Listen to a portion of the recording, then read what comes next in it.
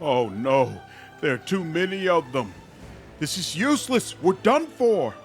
Don't fall back. Hold the line. A huge, oily Nalfeshni is waiting for you with his arms folded. Here comes the commander, kids. Ho ho ho ho. So, commander, do you like what you see? You've arrived just in time to hear your friends screaming for help. They trusted you, and look what's happened to them. Do you actually think you can rescue them? Huh. Who do you think you are? You shouldn't have angered our master, mortal. He will take away everything you have, your mind and your flesh included. You belong to him now. Good. I'll rescue my friends. The Nalfeshni burst into laughter. I'll rescue my friends. And how exactly will you do that, you pathetic Galorian maggot? What can you do on your own without your army? Yell inspirational speeches. Oh no, I'm so scared. And then all the pathetic defenders of Dresen will be inspired and turned into an invincible force? Ha ha ha ha ha. Yes, that's usually how it goes in fairy tales. Do you know what happens next in real life? Your friends will rot in my lord's dungeon, and their bones will join the myriad others. We'll wipe your army out, and you along with it, but I won't kill everyone. I'll lock you in a cage, then start torturing your friends. Once I'm done with them, they will come and spit in your face. They'll tell you themselves what torment you doomed them to. With a pointed yawn, the Marilith remarks casually, it's time to end this mortal. He has nothing to surprise us with. Good. Requires Azata, mythic path. I am the wind of change. You shouldn't have tried to stand in my way. Power rushes through your body, almost ripping it apart. The wound in your chest burst open in a spray of bloody droplets. The might bestowed upon you by the abyss and Arilu Vorlesh erupts into this world, and you pay for it in purest agony. The echo of your voice rolls over the streets of Dresen, spreading beyond the city, soaring up into the air, and is answered by a chorus of voices that seem to reverberate in every street and alleyway. But is it really just an echo? Or perhaps these are indeed the voices of your friends rushing to help after hearing your call.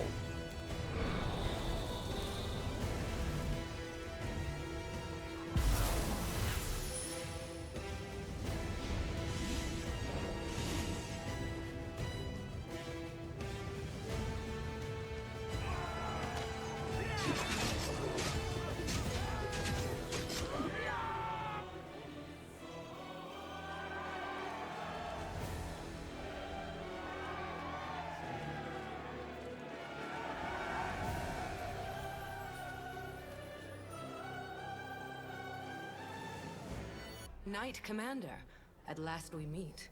Oh, wow! Look, everyone, it's a goddess! Indeed it is. Goodness and the light of hope are not unknown to you, but you mix them with recklessness. And the power that feeds this recklessness is dangerous. You have achieved victory by uniting outcasts and pariahs. But where are you leading them? And what will your beautiful promises of freedom cost you? I want to ask my companions for advice. What do you think about all this? Perhaps your power came from the abyss.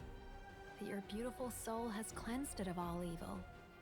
Don't reject this power, for you have already proved that you are worthy of it. Being around you is so much fun. The whole world is ablaze. War is raging, but even those who are on the verge of dying smile when they see you. This power is good. Perhaps it was evil before, but you have made it good. Don't throw it away. As a cave monster who's going to grow old and die in about 10 years' time, I can tell you this. There's no power in the world that's worth selling yourself out to the abyss for. Being the invincible companion of the magical commander was fun and all, but we don't need it. It doesn't really matter how much magic they've heaped on you. You're the commander because you have the heart and mind of a true commander. Screw your power. Don't betray yourself. That way, we'll win. I don't see any reason for deliberation. Your power is chaotic and capricious, and it originates from a demonic source. I doubt you can even control it. Heed the words of the goddess. Reject it. And then we will hunt down Maria Vorlesh and deliver the punishment she deserves. It's not my place to gainsay the will of my goddess, but the thing is, I can sense evil. And I don't sense it in your power at all. I just don't. Whatever those horned monsters had planned for you, you definitely aren't playing by their rules. You gave hope to the Crusaders in their darkest hour, even when all seemed lost and only despair and death lay ahead. With these powers, you have saved countless lives, and you will save more. Of course you must keep them. Someone pinch me. We are standing in the presence of the most pompous goddess in the world, debating whether we should listen to her or send her packing along with her invaluable opinions. I shall remember this moment for the rest of my life. Even as I stand in Pharasma's court, I shall tell this story to anyone who will listen. As for your question, by all means, tell her to go to the abyss. The power is yours, and yours alone. I hate it when they corner you and demand answers out of you. But fine, I'll tell you what I think. With you, I've always had my freedom, Chief, so I'll speak freely. Be who you are, and don't count on gifts from nobody. You gave me the same advice back in Alishanira, remember? And I've never regretted following it. Maybe you won't have the powers you had before, but do you really need somebody's permission to do what you want to do? That's what it's all about. Experience tells me that it's wiser to trust yourself and your own abilities. You can't trust what clients tell you. One day you're a hero, the next you're working for the enemy. Sorry, but it all looks like a setup to me. First they tell you to lay down your weapons, and then, once you're unarmed, they finish you off in some back alley. Your powers are interesting from a theoretical point of view. You are an experiment started by Aurilu Vorlesh, and terminating it before it is complete would be foolish, not to mention impolite.